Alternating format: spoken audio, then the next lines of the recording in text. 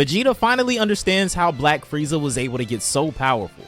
In Dragon Ball Super Chapter 93, Vegeta proved to us that he's been a lot more analytical on their prior fights than Goku may have been.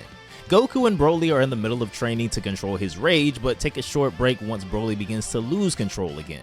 Goku goes over to Vegeta and asks if he has any words of advice for Broly, but Vegeta surprises him by using an unusual method of training for himself: meditation.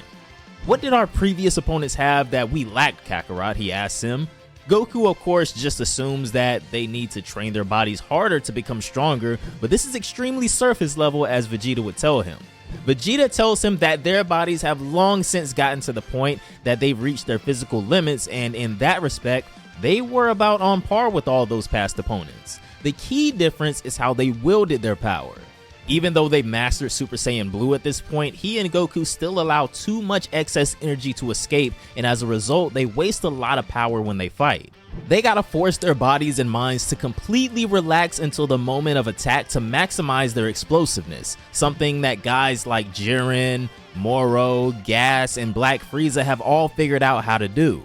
This also makes it more difficult for opponents to read their moves and lets them preserve more energy. Whis actually applauds Vegeta for figuring out their weak points, because simply just working out your bodies non-stop doesn't result in proper training. They also gotta know how to properly control that power.